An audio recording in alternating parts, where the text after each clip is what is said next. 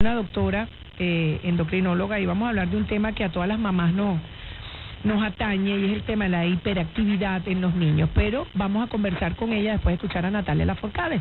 Me encuentro acompañada de la doctora Roselena Mora.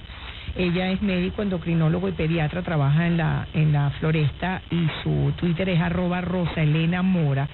Y me encanta tenerla aquí porque hay un tema que siempre, yo diría, está mal utilizado. Yo como mamá escucho frecuentemente esta frase: no, mi niño es hiperactivo, tiene déficit de atención, de verdad tengo que llevarlo a un médico. O sea, constantemente escucho esta frase y resulta ser que yo creo que utilizan este término con muchísima ligereza. Sí, podría decir.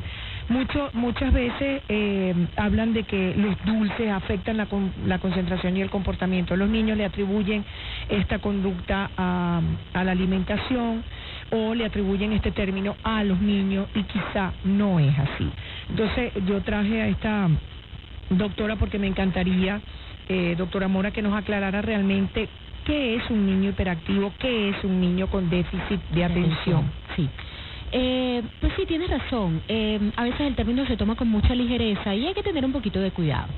El trastorno de déficit de atención y hiperactividad es un trastorno de la conducta. Un trastorno de la conducta, evidentemente sí existe y hay niños que tienen este trastorno, que se caracteriza o que tiene que cumplirse ciertos criterios y requisitos para poder catalogar a un niño como que tiene un trastorno de déficit de atención o hiperactividad.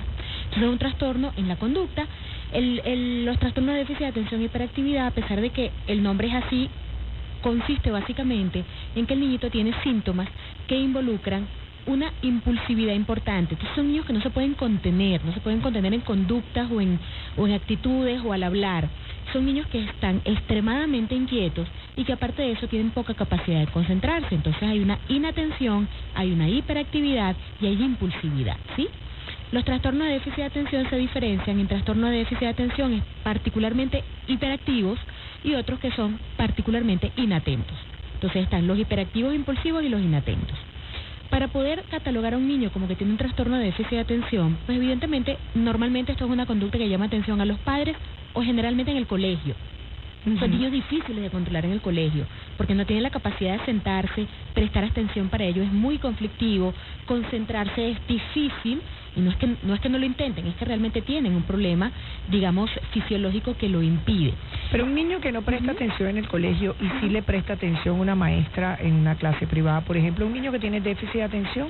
Pudiera ser, porque a veces esos niños, como los trastornos de déficit de atención tienen niveles, escalas o intensidades, si el niño tiene un trastorno de déficit de atención o de hiperactividad que es leve, a veces en grupos escolares más pequeños funciona mejor, pero hay que tener cuidado, porque el niño tiene que tener persistencia de los síntomas durante un periodo mayor de 6 meses.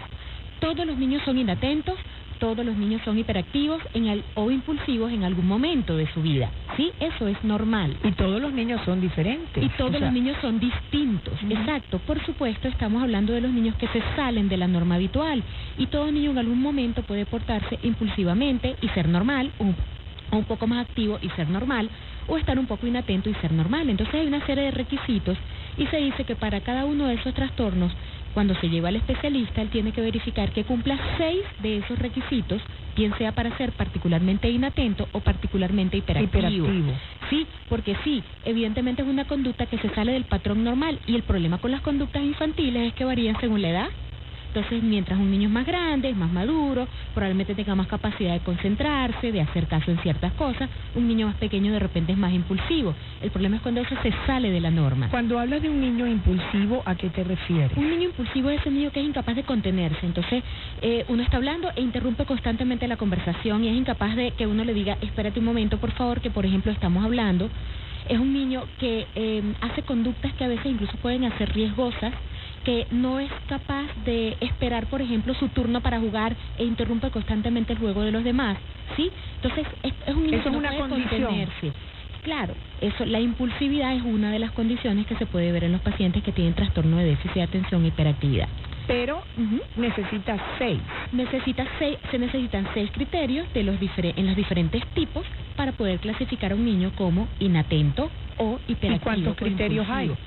hay un grupo bastante es grande una de lista criterios, larga. sí. Entonces, claro, cuando se sospecha esto como una posibilidad en el niño, la idea es que vaya al especialista, generalmente es un neurólogo pediatra, a veces el psicólogo también, pues puede orientar y decir, realmente este es un niño que está en el rango del trastorno de déficit de atención y hiperactividad, o es un niño normal que es un poco más inquieto de lo habitual. Si no cumple esas seis características o criterios, ¿en qué rango entra? Bueno, pudiera ser un niño que necesita un poquito más de atención.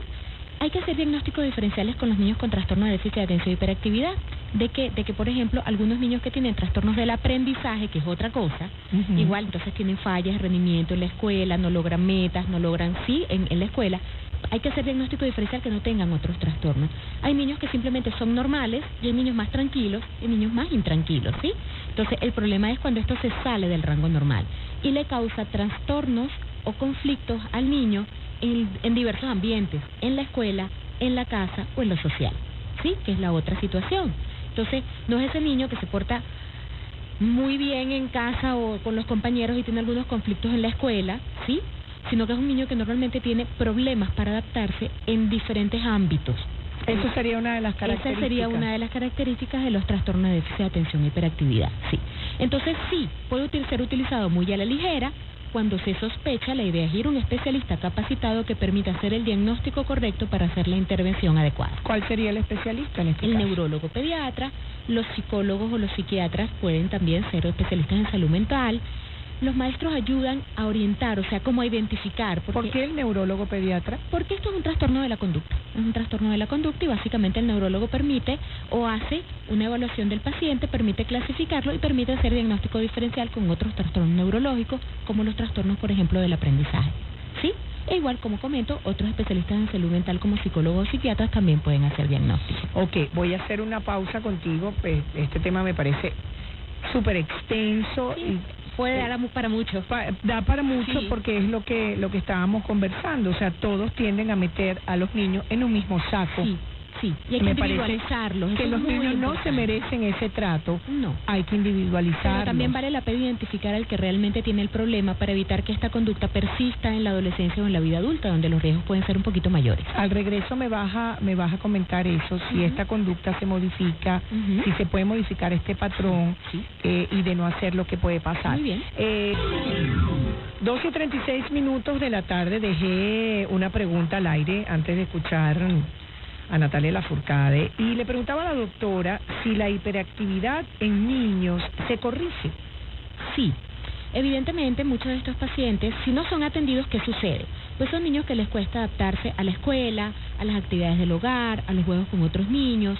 Entonces se frustran porque no logran metas que ellos quieren alcanzar pero que de verdad no pueden. Entonces la atención y la corrección del problema es importante.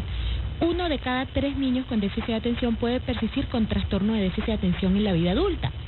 Y evidentemente estos van a ser adultos con baja tolerancia al fracaso, probablemente que van a cambiar de trabajo con frecuencia, que les cuesta organizar tareas, que ponerse metas es complicado porque lograrlas se les hace muy difícil, se desvían a mitad de camino, etcétera. Entonces sí, tiende a ser un problema que se supera. La causa del trastorno de déficit de atención y hiperactividad no se conoce con exactitud. Se piensa que hay un factor familiar o genético porque es un poco más frecuente en familias que hay otras personas que lo padecen. Se ha determinado en algunos estudios, se ha visto que los pacientes tienen alteraciones a nivel de los estudios imagenológicos cerebrales y estas alteraciones tienden a mejorar a medida, vamos a llamarlo de alguna manera, como que el cerebro madura, ¿sí? A medida, claro, la gente crece y madura. Y la impulsividad de todo esto tiende a disminuir en el tiempo. Entonces, 1 de cada 3 niños puede persistir, pero con las terapias adecuadas, bien sea terapias conductuales y en los casos más importantes con farmacología, los puede ayudar a que este problema se supere y pueden llegar a ser adultos estructurados y funcionales, que es lo que se busca básicamente. ¿De qué depende que le den fármacos a un niño? Yo particularmente no soy pro fármacos. Con los niños hiperactivos me parece que se puede solventar de otra forma, ¿no? Sí, habitualmente. Porque sí veo, no tanto en nuestro país, pero por ejemplo en países como Estados Unidos, Norteamérica, muchos niños están medicados. Puede llegar a ser y a todos los meten ahí, son hiperactivos, toma medícalos, cosas que no me gusta particularmente.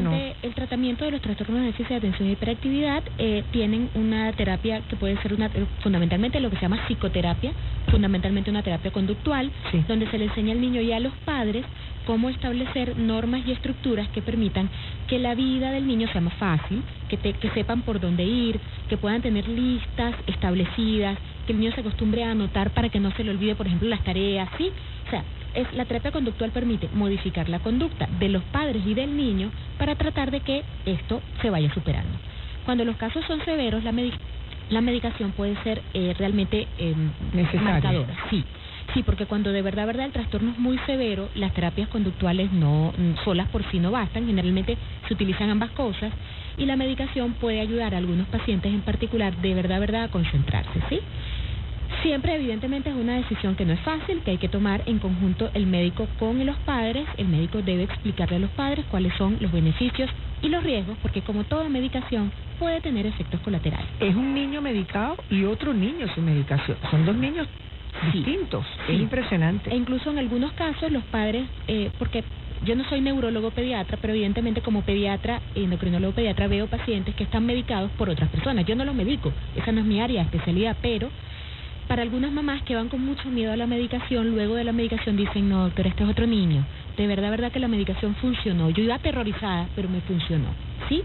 Para otros es más conflictivo. Entonces creo que tiene que haber una muy buena comunicación entre el médico y los padres y tomar una decisión, porque a veces para los padres es terrible manejar al paciente, ¿sí? Es terrible, ¿verdad? A veces es muy frustrante también para los padres. No, y porque definitivamente, primero los niños absorben mucho. Tener hijos implica una responsabilidad e implica estar. Absolutamente. O sea, definitivamente tienes que estar. Desde que nacen, uno piensa que es cuando está bebito. No. Ahí es cuando, o sea, tienes que estar. Pero sí, ellos duermen, descansan. A medida que creces, cuando más tienes que estar. Sí, así es. En sus tareas, en sus terapias. Y en cada cosita como esta que va presentando, o sea, exacto, en la disciplina, en la formación, en poner normas, en repetir. Es impresionante. Yo que estoy aprendiendo a ser mamá, porque esto es un trabajo que de 24, sin manual de 24 horas. Siempre. De 24 por siempre. 24 por siempre. 24 por siempre. Ese término le viene como anillo al dedo. Hay algo que te quería preguntar, y es que obviamente asocian la alimentación, y este es un tema en el cual me permito extenderte una invitación para un futuro programa, porque me encantaría para ampliarnos con lo que tiene que ver con la alimentación, porque es insuficiente el tiempo que nos queda para finalizar el programa, pero específicamente los dulces. Tendemos a decirle, el dulce de noche no te lo damos, porque no obviamente te acelera y no te deja dormir. Te pone hiperactivo. Entonces lo volvemos a hacer. Sí. Lo mismo, te lo damos en la mañana, mejor, te lo comes y drenas toda esa actividad en el día. ¿Qué mitos hay alrededor del azúcar en relación a la hiperactividad de los niños? Sí. En cuanto, cuando comentaba sobre las causas, hablamos de las causas genéticas, de los cambios que pudiera haber en la morfología cerebral, y existen algunos estudios que apoyan que puede haber algunos colorantes o aditivos químicos en los alimentos que pudieran estar implicados, pero los resultados de los estudios no han sido concluyentes. Entonces no puede decir sí, es que este o es aquel, porque algunos dicen que sí y otros que no. En cuanto al azúcar, como esto es de mucha vieja, de muy larga data, este mito, se han hecho muchos estudios muy serios, incluso estudios lo que se llaman dobles ciegos, que son estudios donde ni el investigador, ni el paciente, en este caso ni el niño, ni los padres saben si el niñito está recibiendo azúcar o no.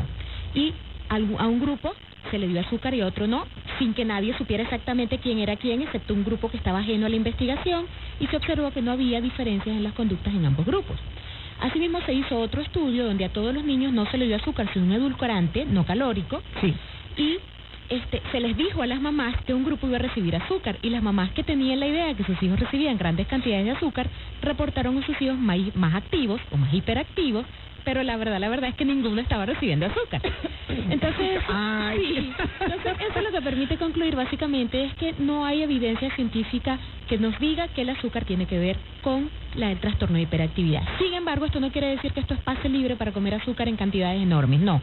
El azúcar tiene que estar limitado, sobre todo los azúcares refinados, porque el cuerpo es capaz de obtener azúcar de alimentos donde los carbohidratos son complejos y el cuerpo transforma ese azúcar para su actividad diaria y se convierte en azúcar. Los azúcares refinados se absorben de una manera muy rápida a nivel del tracto intestinal, etcétera, hacen que se produzcan niveles insulínicos altos, etcétera, etcétera. Entonces, no están prohibidos, pero deben estar limitados, ¿sí? O sea, tampoco esto es una carta libre que diga, no hay problema, dale azúcar hasta donde él quiera. No.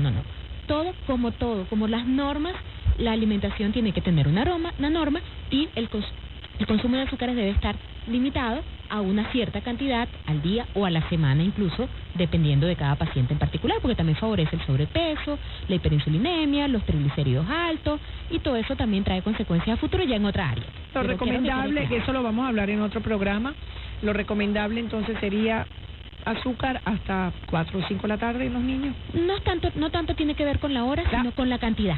Es muy importante, más que todo la refinada. Hablo de azúcares refinados inclusive, sí, o sea, si él va en la noche a una fiesta particular y se va a comer un trocito de dulce y es algo ocasional, no debería causar ningún problema en particular por la hora del día. Pero en su día a día. En el día a día hay que tratar de limitar el consumo de azúcares refinados.